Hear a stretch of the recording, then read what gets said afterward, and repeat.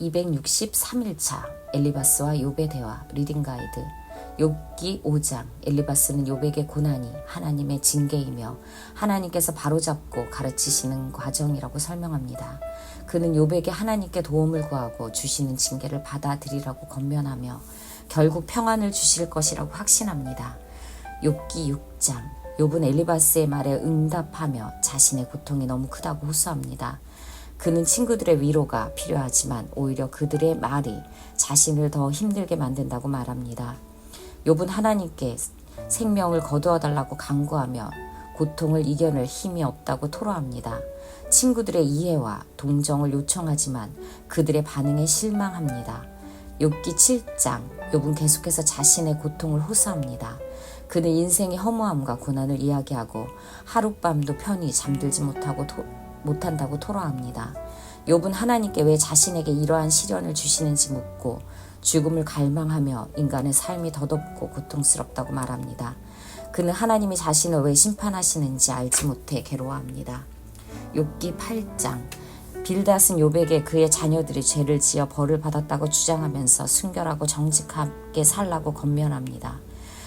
그는 하나님이 정의로우시며 순전한 자를 결코 버리지 않으신다고 강조하면서 욥에게 회개하고 하나님께 돌아오라고 촉구합니다.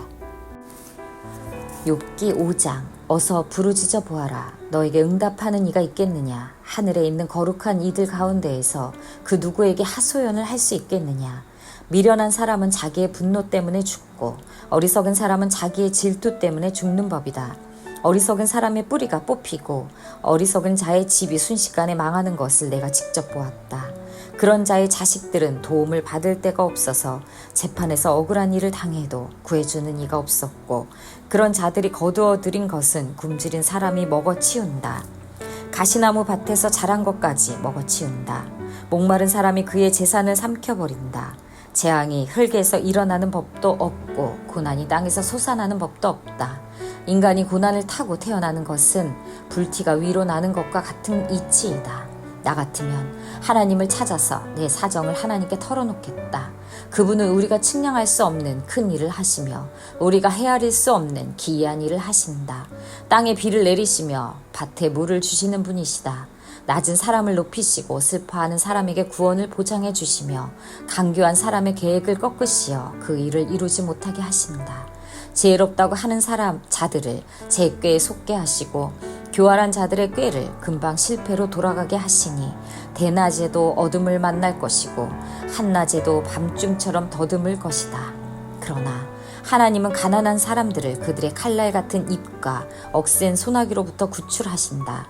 그러니까 비천한 사람은 희망을 가지지만 불의한 사람은 스스로 입을 다물 수밖에 없다.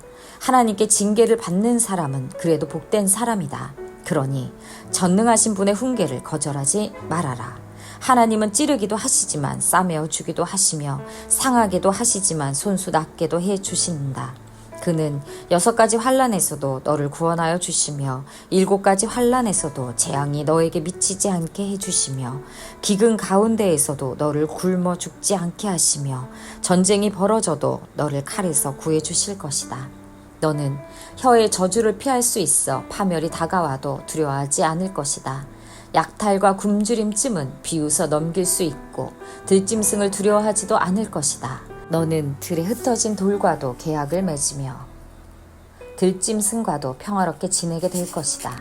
그래서 너는 집안이 두루 평안한 것을 볼 것이며 가축 우리를 두루 살필 때마다 잃은 것이 없는 것을 볼 것이다. 또 자손도 많이 늘어나서 땅에 풀같이 많아지는 것을 보게 될 것이다.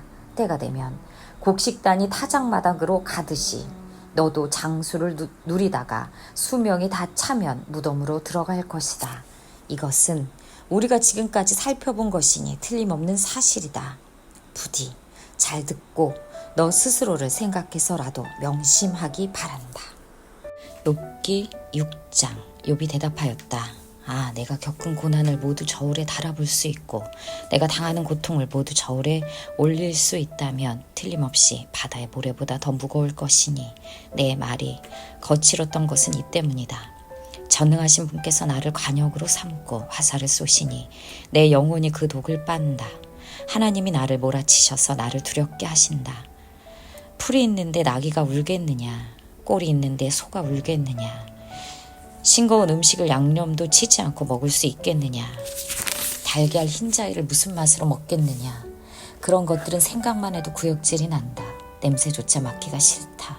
누가 내 소망을 이루어 줄까? 하나님이 내 소원을 이루어 주신다면, 하나님이 나를 부수시고 손을 들어 나를 깨뜨려 주시면 그것이 오히려 내게 위로가 되고, 이렇게 무자비한 고통 속에서도 그것이 오히려 내게 기쁨이 될 것이다.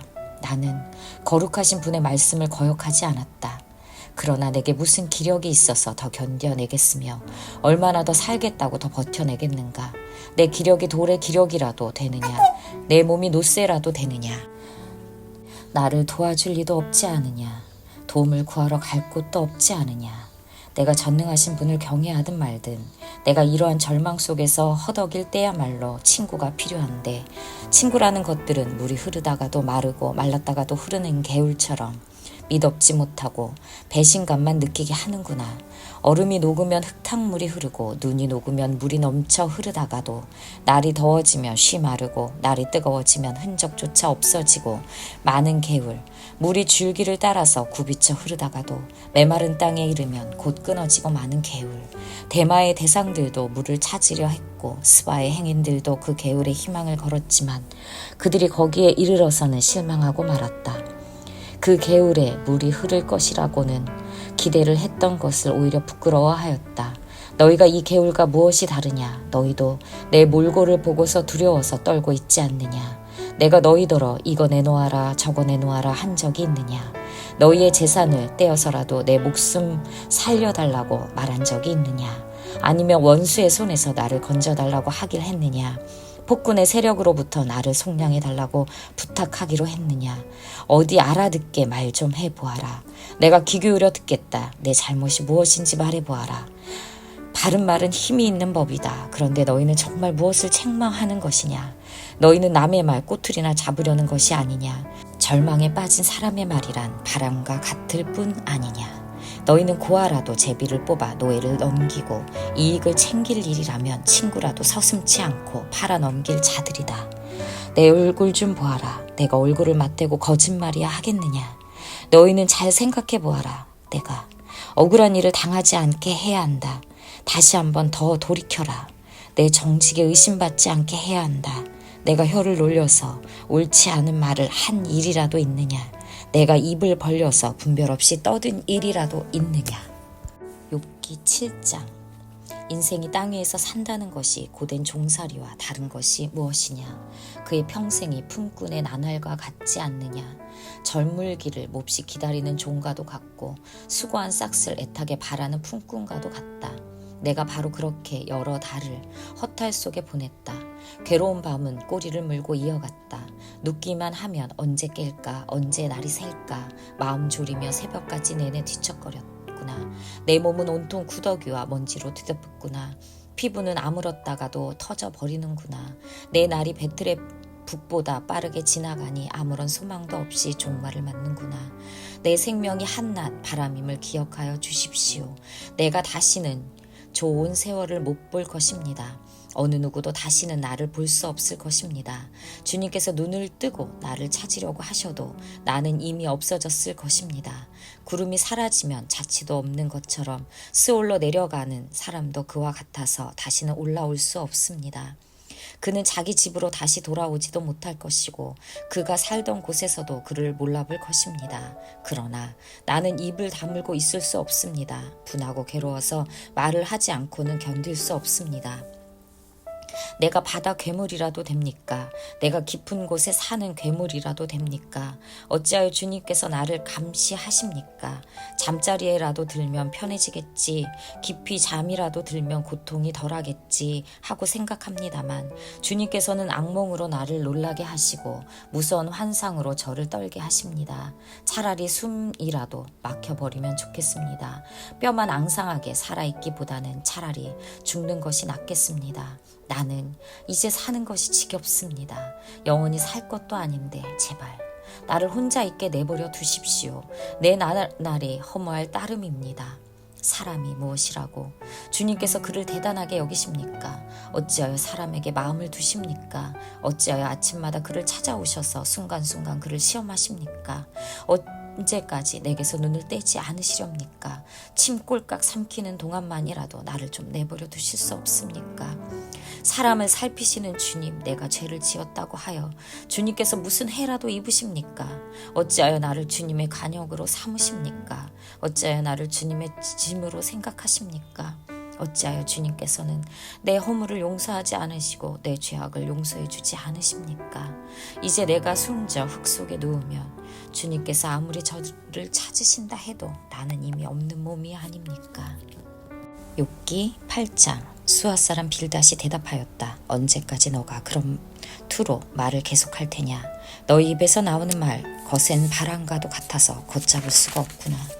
너는 하나님이 심판을 잘못하신다고 생각하느냐? 전능하신 분께서 공의를 거짓으로 판단하신다고 생각하느냐? 너희 자식들이 주님께 죄를 지으면 주님께서 그들을 벌하시는 것은 당연한 일이 아니냐? 그러나 너가 하나님을 간절히 찾으며 전능하신 분께 자비를 구하면 너가 정말 깨끗하고 정직하기만 하면 주님께서는 너를 살리시려고 떨치시고 일어나셔서 너의 경건한 가정을 회복시켜 주실 것이다.